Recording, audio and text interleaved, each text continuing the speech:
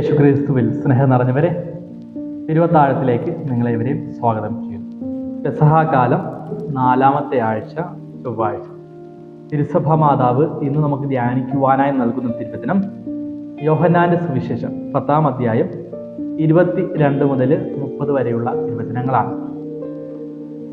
ഇന്നത്തെ 1-ാം വായനയിലൂടെ നാം കാണുക, സ്തെഫാനോസിനുണ്ടാകുന്ന പീഡനത്തെ തുടർന്ന് ആളുകൾ തൻ്റെ വിശ്വാസികളെ എല്ലാം ഓടിപ്പൊളിക്കുന്നതായും അന്ത്യോക്യയിൽ സഭ രൂപം കൊള്ളുന്നതായും കാണപ്പെടുകയാണ്.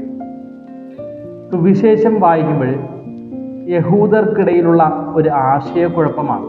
നീ തന്നെയാണോ യഥാർത്ഥ ക്രിസ്തു എന്ന് അവർ ചോദിക്കുന്നുണ്ട്. എന്നാൽ യേശുക്രിസ്തു അവരോട് പറയുന്നുണ്ട്, ഞാൻ ഒത്തിരി അടയാളങ്ങൾ ദൈവത്തിൻ്റെ നാമത്തിൽ, പിതാവിൻ്റെ നാമത്തിൽ ഞാൻ പലതും ഇവിടെ പ്രവർത്തിച്ചു, എന്നാൽ നിങ്ങളത് കണ്ട് വിശ്വസിക്കുന്നില്ല എന്നാണ് ഇവിടെ യേശുക്രിസ്തു പറഞ്ഞു വയ്ക്കുക. യഹൂദർക്കിടയിലുള്ള ഒരു ആശയക്കുഴപ്പം.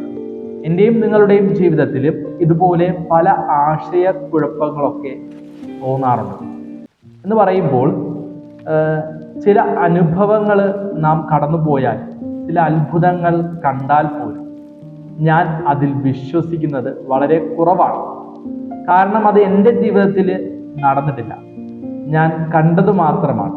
എന്നാൽ ക്രിസ്തുനാഥൻ ഇവിടെ യഹൂദരോട് പറയുന്നതും അത് തന്നെയാണ്. നിങ്ങളിലെ വിശ്വാസക്കുറവ് കാരണം ഞാൻ എത്ര അത്ഭുതങ്ങൾ കാണിച്ചാൽ പോലും നിങ്ങളത് വിശ്വസിക്കുവാനായിട്ട് പോകുന്നില്ല എന്നാണ് കർത്താവ് പറഞ്ഞു വയ്ക്കുക.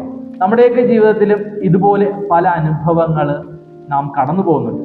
നമ്മൾ കാണുന്ന അത്ഭുതങ്ങൾ എൻ്റെ ജീവിതത്തിൽ വരാത്തിടത്തോളം കാലം ഞാൻ ഒരിക്കൽ പോലും വിശ്വസിക്കുവാൻ പോകുന്നില്ല.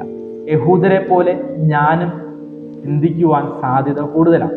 ക്രിസ്തു നമ്മളോട് പറയുന്നതും അത് തന്നെയാണ്. നിങ്ങൾ യഹൂദരെ പോലെ ആകരുത്. ഇവിടെ ഇന്നത്തെ സുവിശേഷ ഭാഗം വായിക്കുമ്പോൾ കർത്താവ് പറയുന്നത്, നിങ്ങൾ എൻ്റെ ആടുകളല്ല എന്നാണ് കർത്താവ് പറഞ്ഞു. ആ യഹൂദരെ നോക്കി പറയുന്നതാണ്, നിങ്ങൾ എൻ്റെ ആടുകളല്ല. കാരണം നിങ്ങൾ എൻ്റെ ആടുകളായിരുന്നുവെങ്കിൽ നിങ്ങൾ എൻ്റെ സ്വരം ശ്രവിച്ചേനെ, അതിനനുസരിച്ച് നിങ്ങൾ ജീവിച്ചേനെ എന്നാണ് പറഞ്ഞു വയ്ക്കുക.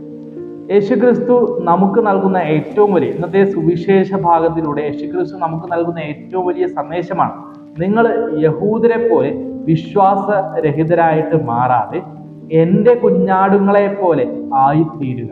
എൻ്റെ കുഞ്ഞാട് ആണ് എങ്കിൽ, നിങ്ങൾ ഓരോരുത്തരും എൻ്റെ കുഞ്ഞാട് ആണ് എങ്കിൽ നിങ്ങൾ എൻ്റെ സ്വരം ശ്രവിക്കുകയും ഞാൻ പറയുന്നതനുസരിച്ച് ജീവിക്കുകയും ചെയ്യുമെന്ന് വ്യക്തമായിട്ട് പറഞ്ഞു. അതിനെ തുടർന്ന് കർത്താവ് വീണ്ടും പറയുന്നുണ്ട്, അങ്ങനെയുള്ള എൻ്റെ ആടുകളെ, എൻ്റെ കുഞ്ഞാടുകളെ ഞാൻ സംരക്ഷിക്കും, നല്ല ഇടയനെ പോലെ ഞാൻ സംരക്ഷിക്കുമെന്നാണ് കർത്താവ് പറഞ്ഞു.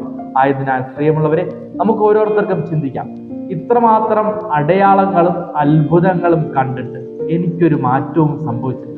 മാറ്റം സംഭവിക്കേണ്ടത് എൻ്റെ ഉള്ളിൻ്റെ ഉള്ളിലാണ്.